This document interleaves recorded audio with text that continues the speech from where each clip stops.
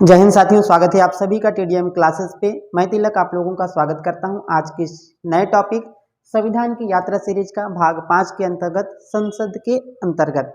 साथियों, संसद को पिछले वीडियो में हमने चर्चा किया था। संसद आज हम पढ़ेंगे संसद होता क्या है तथा संसद में विधि निर्माण की प्रक्रिया क्या होती है उसे समझने का प्रयास करेंगे। तो चलिए शुरुआत करते हैं। अगर मैं संसद की बात करूं, संसद का उल्लेख भारतीय संविधान के भाग 5 में देखने को मिलता है। भाग 5 में संसद का उल्लेख है। अगर अनुच्छेद आप लोगों से पूछे 79 से 123 तक भारतीय संविधान में भाग 5 के अंतर्गत संसद का उल्लेख देखने को मिलता है। अगर इसके अंग की बात करें, अंग आप लोगों से पूछे तो राष्ट्रपति होते हैं, राष्ट्रपति, राज्यसभा और लोकसभा। लोकसभा अर्थात संसद के कितने अंग होते हैं? 3 अंग होते हैं। अंग अगर आप लोगों से कोई पूछता है तो संसद के 3 अंग होते हैं, जिसमें से राष्ट्रपति, राज्यसभा और लोकसभा। राज्यसभा की अगर मैं अनुच्छेद की बात करूं तो 80 है और इसके अनुच्छेद की अगर मैं बात करूं तो 81 में लोकसभा के गठन या संरचना से संबंधित प्रावधान देखने को मिलता है। ये तो हो गया इसके अंग की बात। अगर आप लोगों के पूछे कि संसद की कितने सदन होते हैं, संसद के अगर सदन पूछे तो इसके 2 सदन होते हैं। एक पहला होता है राज्यसभा, राज्यसभा जिसको उच्च सदन भी कहा जाता है, उच्च सदन या फिर वरिष्ठ सदन या फिर विशेषज्ञों का सदन के नाम से भी जाना जाता है। अगला दूसरा सदन होता है लोकसभा। दूसरा सदन क्या होता है? लोकसभा, जिसे लोकप्रिय सदन या फिर निम्न सदन के नाम से भी जाना जाता है। देखिए यहाँ पर अगर अंग पूछे तो आपका आंसर आएगा 3, राष्ट्रपति, राज्यसभा और लोकसभा आएगा। और अगर संसद के सदन पूछे तो आपका आंसर होना चाहिए 2, राज्यसभा और लोकसभा।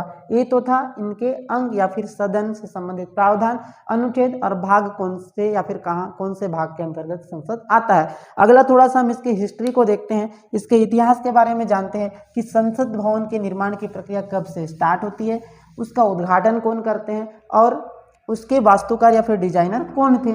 अगर आप लोगों से प्रश्न पूछे कि संसद निर्माण की प्रक्रिया, अगर मैं संसद की थोड़ा हिस्ट्री की बात करूं तो संसद निर्माण की प्रक्रिया 1921 से प्रारंभ होती है, अंग्रेजों के शासनकाल से प्रारंभ होती है।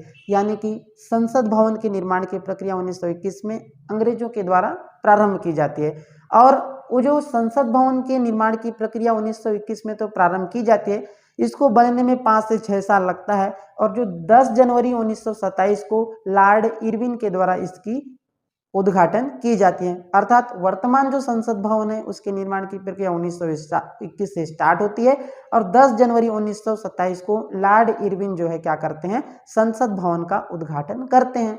उसके बाद वर्तमान जो संसद भवन है, अभी हाल ही में वर्तमान में जो संसद चल रहा है, वो जो भवन है उसके जो डिजाइनर हैं 2 व्यक्ति हैं, एक एडविन लुटियंस और दूसरा हर्बर्ट बेकर।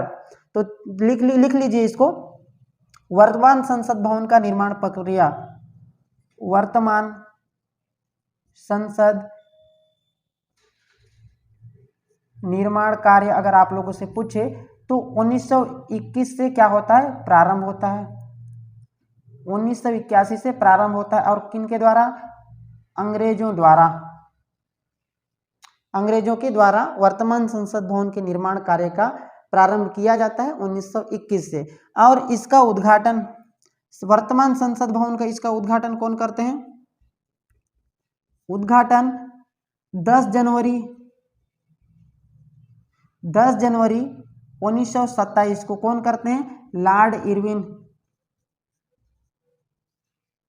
लॉर्ड इरविन के द्वारा संसद भवन का उद्घाटन किया जाता है। अगर आप लोगों से कोई प्रश्न पूछता है या फिर प्रश्न आता है तो इसके वास्तुकार मतलब सभी जानते हैं, इसका डिजाइनर कौन है अगर पूछता है तो इसके डिजाइनर 2 व्यक्ति थे, एक एडविन लुटियंस और दूसरे व्यक्ति हैं हर्बर्ट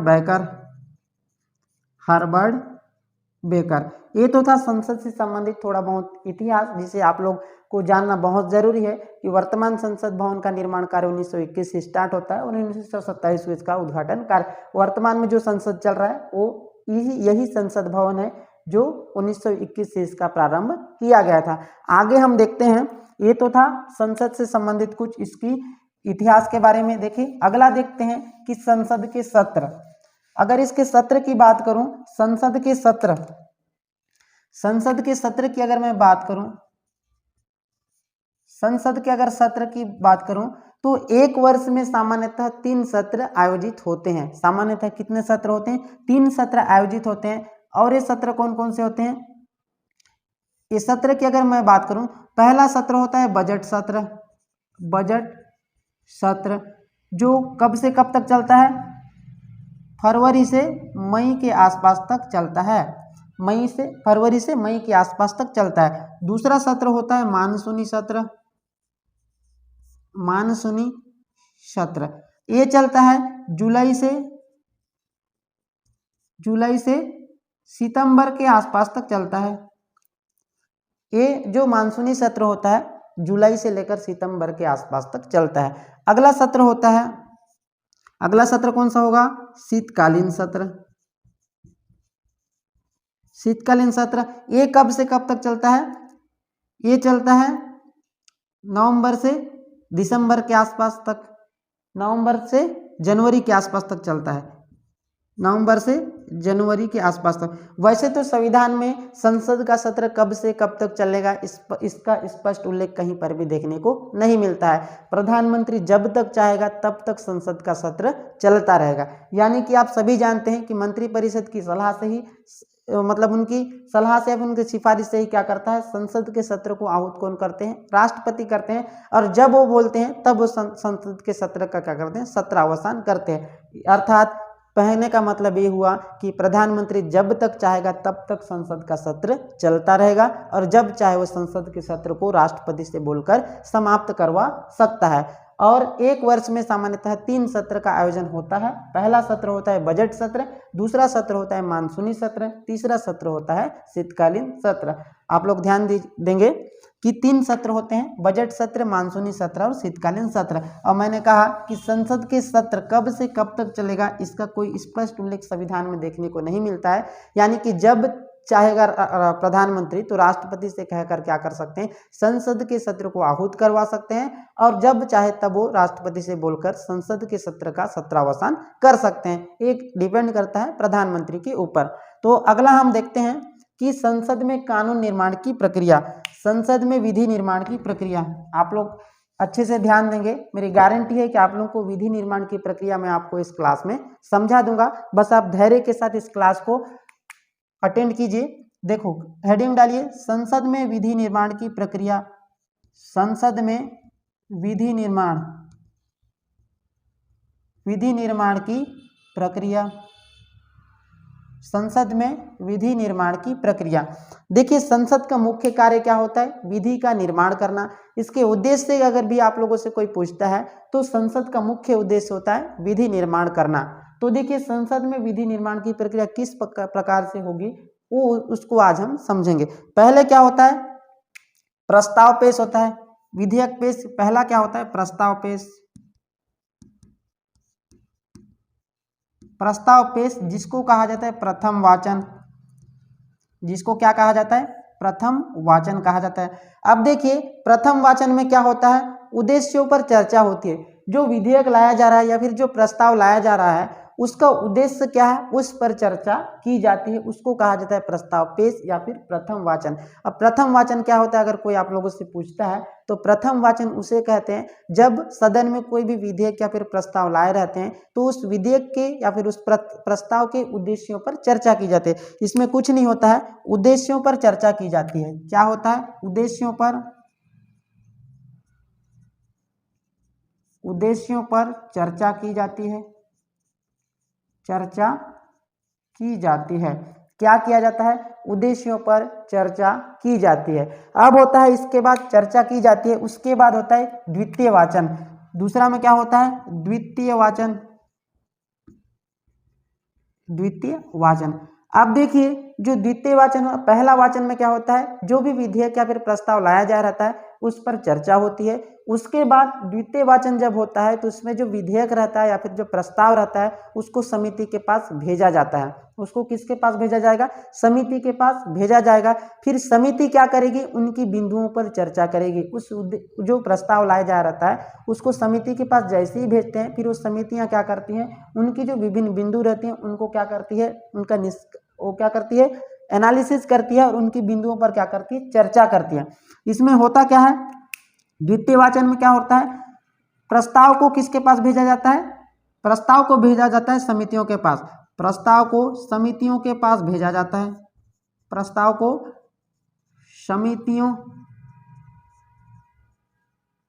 समितियों के पास भेजा जाता है। क्या किया जाता है? प्रस्ताव को समितियों के पास भेजा जाता है। अभी समितियां क्या करती है? प्रस्ताव की विभिन्न बिंदुओं पर चर्चा करती है तथा समितियां क्या करती है? प्रस्ताव की बिंदुओं पर चर्चा करती है। प्रस्ताव की बिंदुओं पर चर्चा करती है। जैसे ही प्रस्ताव को समितियों के पास भेजा जाता है, फिर समितियां क्या करती हैं? उनका अध्ययन करती है और उनकी जो विभिन्न बिंदु रहती है उन पर चर्चा कर देती है। उसके बाद प्रस्ताव का होता है तृतीय वाचन। उसके बाद क्या होता है?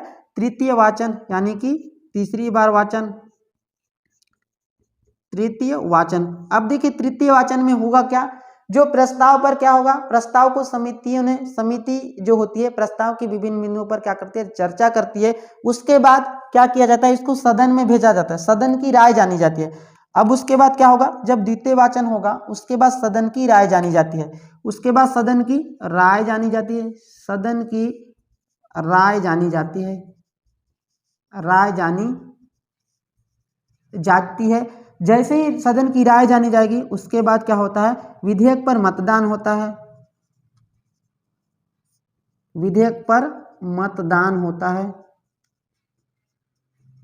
विधेयक पर क्या होता है? मतदान। तृतीय वाचन को मैं बता रहा हूं आप लोगों को, ध्यान से सुनिए, आप लोगों को क्लियर रूप से स्पष्ट रूप से समझ में आ जाएगा, ये मेरी गारंटी है। बस आप ध्यान से सुनते रहिए और नोटबुक में नोट करते रहिए। तृतीय वाचन में क्या होता है? सदन की राय जानी जाएगी। उसके बाद क्या होता है? विधेयकों पर मतदान होता है और विधेयक को जितना बहुमत चाहिए होता है, अगर उतना बहुमत मिल जाता है तो विधेयक जिस सदन से लाया जा रहता है उस सदन से विधेयक पारित हो जाता है। मतलब क्या समझे आप लोग? जैसे विधेयक पर मतदान हुआ और मतदान और उस विधेयक को पारित होने के लिए जितना बहुमत चाहिए रहता है उतना बहुमत अगर उस विधेयक को मिल जाता है तो जिस सदन में क्या लाया जा रहता है? विधेयक लाया जा रहता है, उस सदन से विधेयक क्या हो जाता है? पारित हो जाता है। तो लिखिए कि जितना बहुमत चाहिए रहता है, जितना बहुमत पारित होने के लिए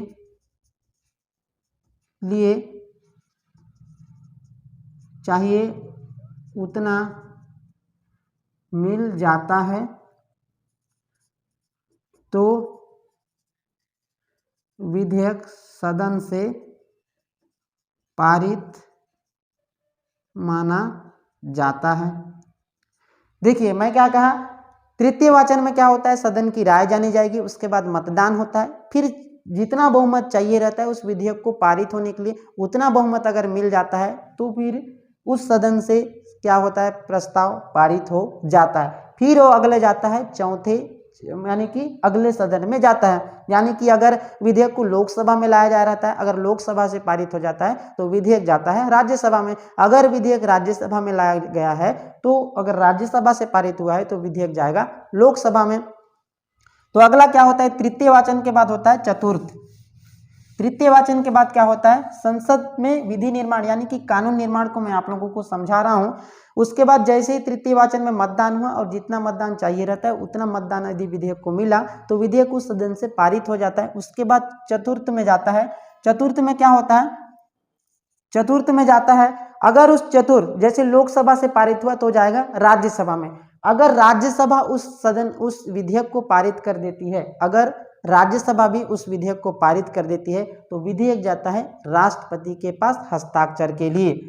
उसके बाद क्या जाता है? विधेयक जाता है राष्ट्रपति के पास हस्ताक्षर के लिए, राष्ट्रपति के हस्ताक्षर के लिए।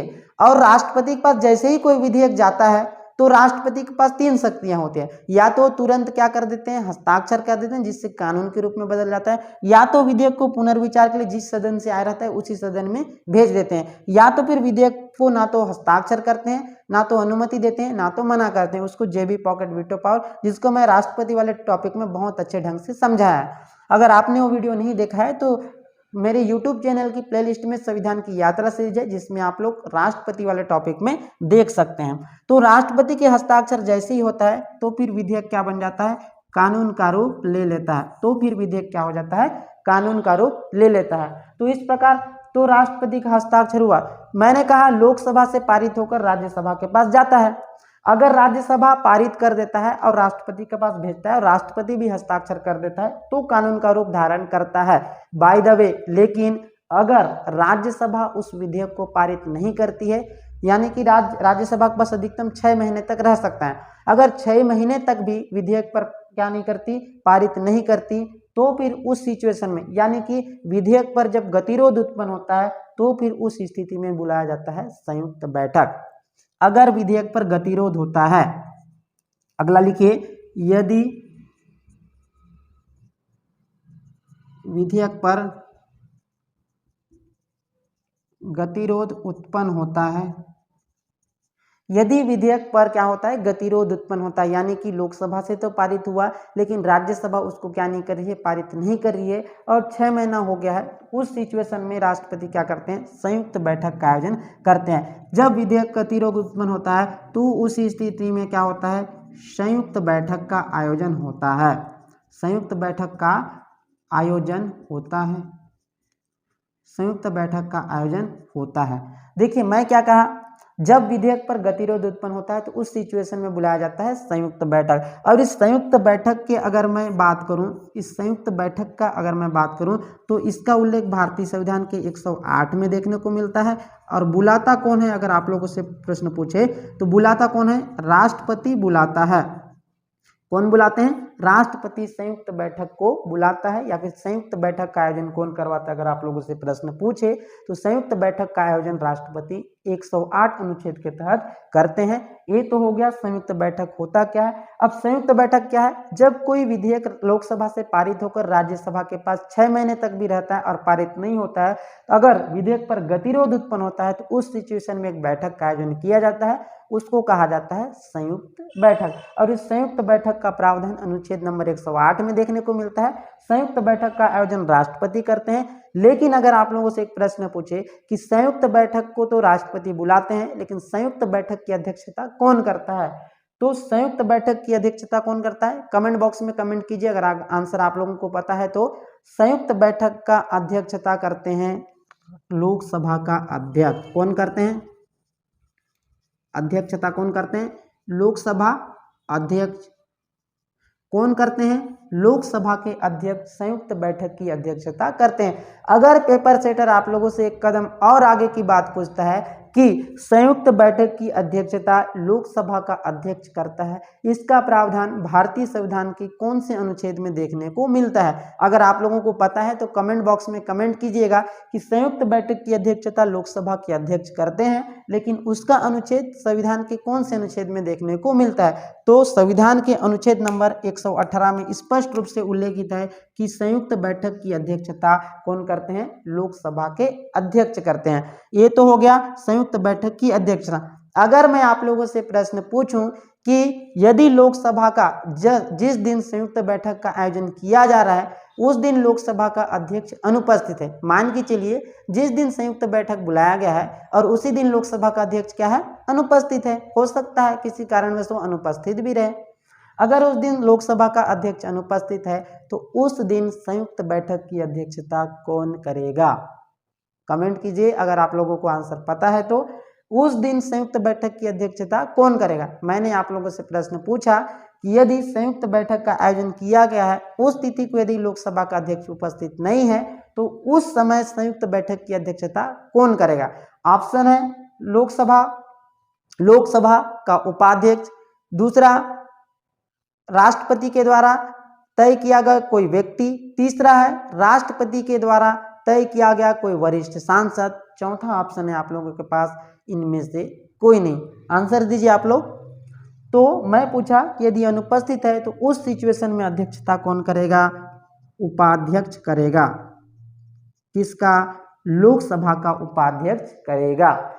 तो मैं क्या पूछा आप लोगों से, यदि संयुक्त बैठक की तिथि पर लोकसभा का अध्यक्ष अनुपस्थित है, एब्सेंट है, तो उस सिचुएशन में क्या करेंगे? लोकसभा के उपाध्यक्ष जो होते हैं वो संयुक्त बैठक की अध्यक्षता करते हैं। आगे और देखिए, संयुक्त बैठक से संबंधित बातें आप लोगों के एग्जाम में पूछा जाता है, इसलिए इसका कॉन्सेप्ट क्लियर होना बहुत जरूरी है। धीरे से समझिए, लेकिन बहुत अच्छे ढंग से इसको समझेंगे, ताकि इससे संबंधित अगर कोई प्रश्न हम लोगों को कॉम्पिटिटिव एग्जाम में पूछता है तो एक भी प्रश्न छूटे मत। मैंने क्या कहा? संयुक्त बैठक की अध्यक्षता कौन करते हैं? अध्यक्षता लोकसभा का अध्यक्ष करते हैं। अगर वो अनुपस्थित है तो कौन करते हैं? उपाध्यक्ष करते हैं। वो भी किसके? लोकसभा के उपाध्यक्ष करते हैं। अगर पेपर सेटर और एक कदम आगे पूछता है, आप लोगों से प्रश्न पूछ सकता है, उसकी मर्जी है, और कुछ भी चाहे पूछ सकता है, क्योंकि उसका काम है प्रश्न पूछना या फिर प्रश्न बनाना। अगर कोई प्रश्न पूछता है कि यदि जिस तिथि को संयुक्त बैठक का आयोजन किया जा रहा है उस तिथि को लोकसभा का अध्यक्ष और उपाध्यक्ष दोनों अनुपस्थित है, तो उस समय संयुक्त बैठक की अध्यक्षता कौन करेगा? आंसर दीजिए। मैं पूछा कि यदि जिस समय संयुक्त बैठक का आयोजन किया जा रहा है उस समय यदि दोनों ही अनुपस्थित है, लोकसभा का अध्यक्ष भी अनुपस्थित है और लोकसभा का उपाध्यक्ष भी अनुपस्थित है। देखिए, पहले कौन करते हैं? अध्यक्ष करते हैं। अगर ए अनुपस्थित है तो उपाध्यक्ष करेंगे। अगर दोनों ही अनुपस्थित हैं तो उस सिचुएशन में कौन करेंगे? अगर उस सिचुएशन में कौन करते हैं अध्यक्षता? राज्यसभा का उपसभापति उस समय अध्यक्षता करते हैं। कौन करते हैं? उस समय राज्यसभा का उपसभापति क्या करते हैं? उसकी अध्यक्षता करते हैं। अब आप लोगों से प्रश्न पूछा जाएगा कि राज्यसभा का सभापति इसकी अध्यक्षता क्यों नहीं करता, तो या फिर इनमें से कौन जो है संयुक्त बैठक की अध्यक्षता नहीं करता? आपको ऑप्शन दिया जाएगा, लोकसभा का अध्यक्ष, राज्यसभा का सभापति, राज्यसभा का उपसभापति, लोकसभा का उपाध्यक्ष। आंसर दीजिए। तो आंसर रहेगा राज्यसभा का सभापति। नोट करके लिखिएगा, राज्यसभा का सभापति संयुक्त बैठक की अध्यक्षता नहीं करता। नोट करके लिखिएगा, जो राज्यसभा का क्या कौन होते हैं? सभापति संयुक्त बैठक की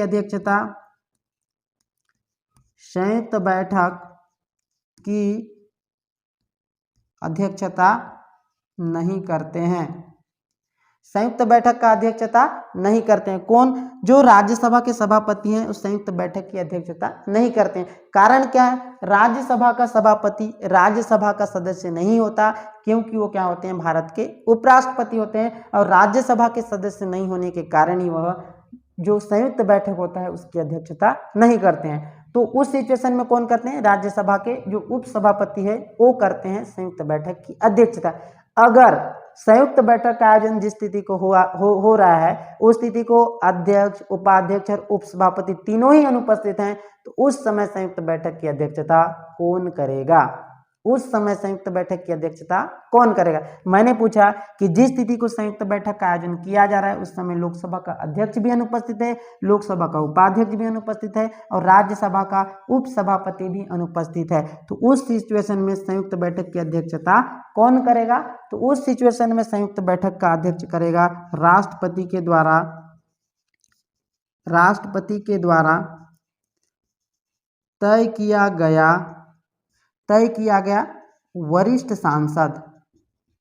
वरिष्ठ सांसद, यानी कि अगर तीनों ही अनुपस्थित हैं तो उस समय संयुक्त बैठक की अध्यक्षता करते हैं राष्ट्रपति के द्वारा तय किए गए सांसद। अब देखिए, कोई भी विधेयक क्या हुआ है? किसी भी विधेयक पर मान के चलो संयुक्त बैठक का आयोजन किया जा रहा है, तो संयुक्त बैठक का आयोजन किया जा रहा है, अगर संयुक्त बैठक से विधेयक को पारित होने के लिए कौन से बहुमत की आवश्यकता होती है? मेरा प्रश्न आप लोगों से है कि संयुक्त बैठक से विधेयक को पारित होने के लिए कौन से बहुमत की आवश्यकता होती है? आंसर दीजिए आप लोग कमेंट बॉक्स में कमेंट कीजिए। मेरा प्रश्न आप लोगों से है, संयुक्त बैठक से विधेयक को पारित होने के लिए कौन से बहुमत की आवश्यकता होती है? मेरा प्रश्न आप लोगों से, पहला ऑप्शन है साधारण बहुमत, दूसरा 2/3 बहुमत, तीसरा विशेष बहुमत और चौथा है इनमें से कोई नहीं। ऑप्शन है आप लोगों के पास, पहला सामान्य बहुमत, दूसरा 2/3 बहुमत, तीसरा है विशेष बहुमत, या फिर चौथा है इनमें से कोई नहीं। ऑप्शन है आप लोगों के पास, आंसर दीजिए। तो संसद में जो बहुमत होती है, पारित होने के लिए कौन से बहुमत की आवश्यकता होती है? साधारण बहुमत की आवश्यकता होती है, साधारण बहुमत। अब आप लोग सभी जानते हैं कि साधारण बहुमत होता क्या है? सदन की जितनी भी संख्या होती है, कुल सदस्य संख्या का आधे से एक अधिक जो बहुमत होता है उसको क्या कहते हैं? साधारण बहुमत। साधारण बहुमत किसको बोलते हैं? कुल सदस्य संख्या का, कुल सदस्य संख्या का आधा प्लस एक। कितना होता है? कुल सदस्य संख्या का आधा प्लस एक जो बहुमत होता है उसको कहा जाता है साधारण बहुमत। अब देखिए संसद में कितने सदस्य संख्या है? पहला, संसद में अगर मैं बात करूं तो लोकसभा की अधिकतम संख्या 545 नहीं, सॉरी, वर्तमान में कितनी है? 543 है। और राज्यसभा में कितनी है? 245। अब इसको जोड़ दीजिए, 3 और 5 8 हो गया, 4 4 8 हो गया, और 5 2 7, मतलब 788 टोटल क्या है? उसकी संख्या है। और उसके अगर आधा प्लस 1, अब देखिए 788 को आप 2 से भाग दीजिए और प्लस 1 कीजिए, तो 2 तिया 6, 2 निया 18 और 2 चौक 8, यानी कि टोटल 395 के आसपास अगर बहुमत मिल जाता है तो कोई भी विधेयक जो जिस पर संयुक्त बैठक का आयोजन किया गया है वो विधेयक क्या हो जाएगा? पारित हो जाएगा। इसीलिए कहा जाता है कि संयुक्त बैठक जिस भी विधेयक पर होता है अगर लोकसभा के अनुसार ही होता है, यानी कि देखो कोई भी विधेयक लोकसभा चाहेगा तभी वो संयुक्त बैठक से क्या होगा? पारित होगा, और लोकसभा नहीं चाहेगा तो विधेयक पारित नहीं होगा। क्यों? देखिए लोकसभा की अधिकतम संख्या 543 है और इसको पारित होने के लिए 395 चाहिए। अगर सिर्फ लोकसभा के ही सदस्य भी क्या करते हैं? वोट देते हैं वोट देते हैं तो भी क्या हो सकता है? जिस भी विधेयक पर संयुक्त बैठक का आयोजन किया गया है वो विधेयक पारित हो सकता है। इसीलिए राज्यसभा चाहे या ना चाहे संयुक्त बैठक क्या हो सकता है? पारित हो सकता है, क्योंकि इसके पारित होने के लिए कितने चाहिए? 395 के आसपास चाहिए, और लोकसभा की अधिकतम संख्या तो होती है 543, इसलिए लोकसभा चाहे तो वह विधेयक पारित हो सकता है। अब ये देखिए यहाँ पर से एक प्रश्न पूछता है कि कौन कौन से विधेयक पर संयुक्त बैठक का आयोजन नहीं किया जाता है। इसको भी आप लोग देख लीजिए। संयुक्त बैठक का आयोजन, पहला कौन सा विधेयक? धन विधेयक, ठीक है। पहला जो होता है धन विधेयक पर क्या होता है? धन विधेयक पर भी क्या नहीं हो सकता? संयुक्त बैठक का आयोजन नहीं किया जा सकता। दूसरा होता है संविधान संशोधन विधेयक,